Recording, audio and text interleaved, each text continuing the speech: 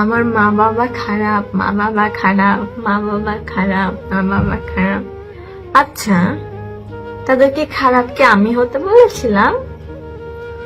আমার বাবাকে কি আমি বলেছিলাম যাও যে বিয়ে করো?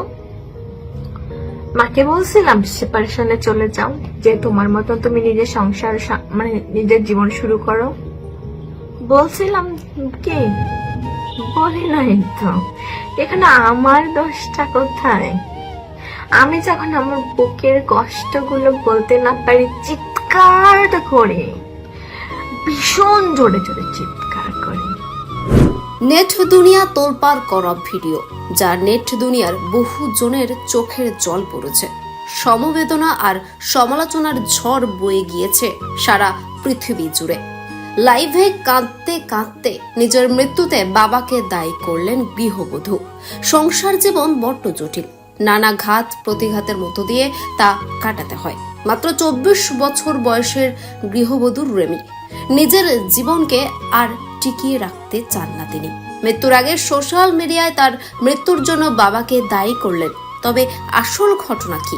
জানা গিয়েছে ওই গৃহবধূর বিয়ের পর থেকে তাকে সবাই তার বাবা মা ভালো নয় এমন বলে বলে তাকে মানসিকভাবে দুর্বল করে দিয়েছে। তাকে সর্বদা বলা হয়, তোর বাবা 100-র মতো বিয়ে করেছে, তুই তার মেয়ে হয়ে তোর দ্বারা বিয়ে করা সম্ভব নয়। আমার মা বাবা খারাপ, মা বাবা খারাপ, মা বাবা খারাপ, মা বাবা খারাপ। আচ্ছা, তাদেরকে খারাপ কি আমি হতে বলেছিলাম? আমার বাবাকে কি আমি বলেছিলাম যাও যে বিয়ে করো? কি বলে, তোর বাপ খারাপ, তোর মা খারাপ, তোর বাপ খারাপ, তোর মা খারাপ, তাই তুই এরকম হয়েছিস? বাপে সেপারেশনে গেছে না, বাপে 101টা বিয়ে করছে, বংশ খারাপ। মা বিয়ে করছে, তোর বংশ খারাপ, তুই তো ওরকমই হবি।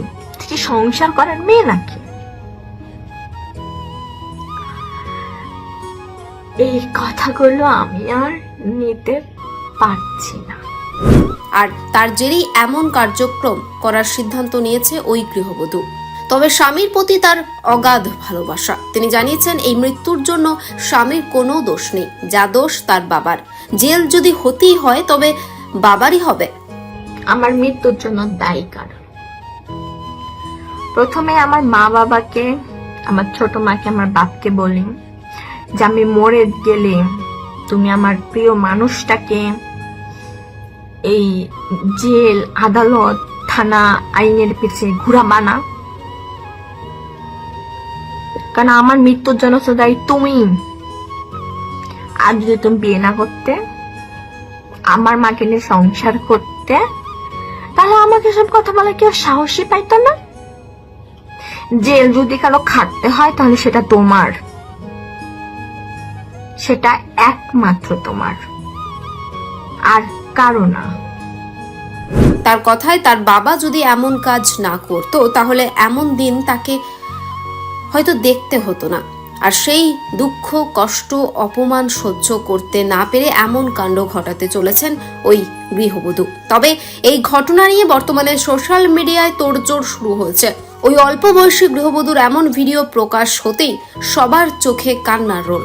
এত কম বয়সে এই কঠিন সিদ্ধান্ত কেন সে নিতে বাধ্য হলো, তা কেউই মেনে নিতে পারছেন না। Bureau report, JB news.